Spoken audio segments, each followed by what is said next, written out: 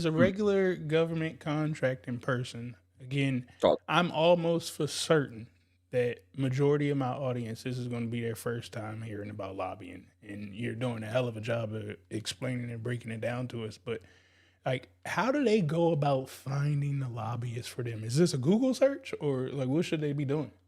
see, the thing is, it's trade secrets. The lobbying, as I learned from some of my mentors, lobbying was not a broadcast business like that.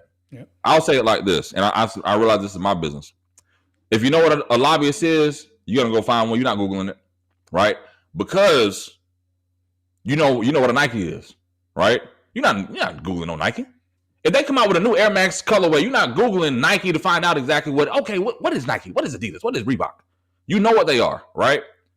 People who know what a lobbyist are, they're not going to Google it. They're going to call a lawyer. They're going to call an accountant.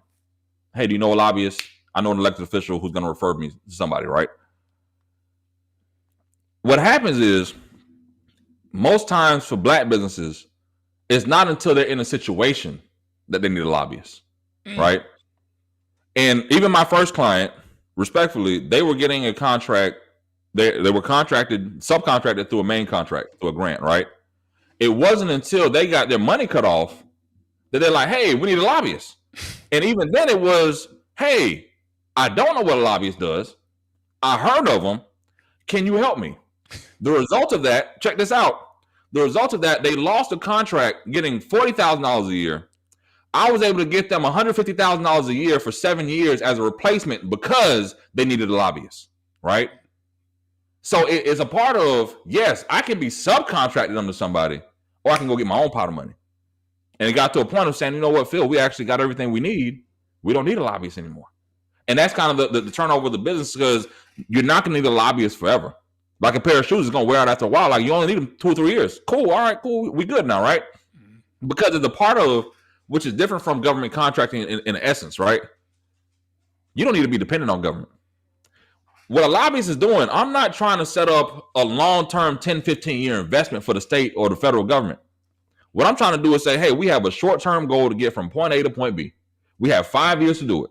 This is an issue we'll focus on, school to prison pipeline. Guess what? My kids have a 99% graduation rate. The rest of them going to Army or trade school. Guess what?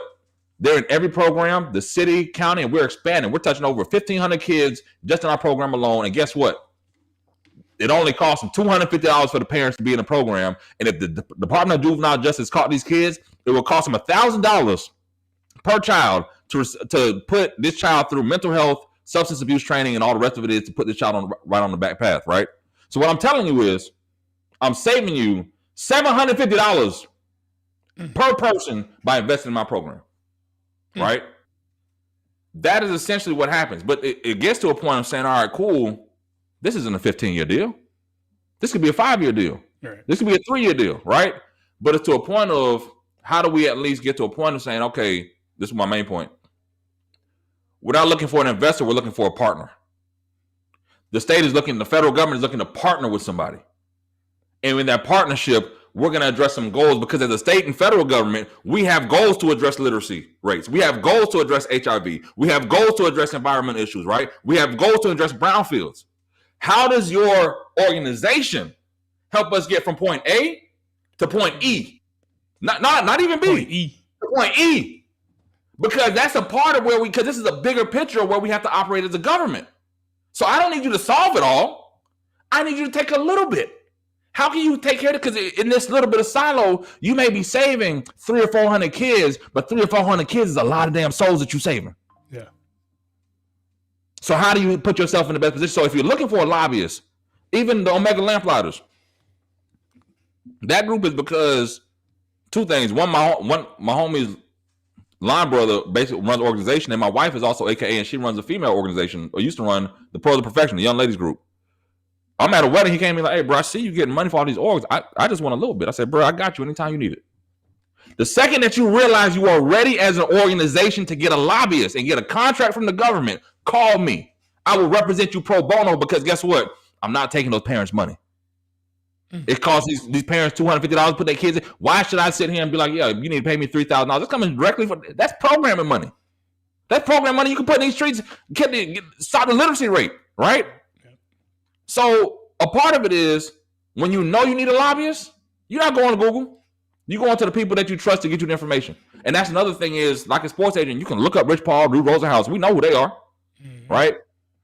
This isn't an industry that is overly broadcasted, but the people who know, they know who the fuck to call. Yeah. You know the players. Yeah, exactly. And does every state have like the players of lobbyists in the state, or is it like an industry type thing?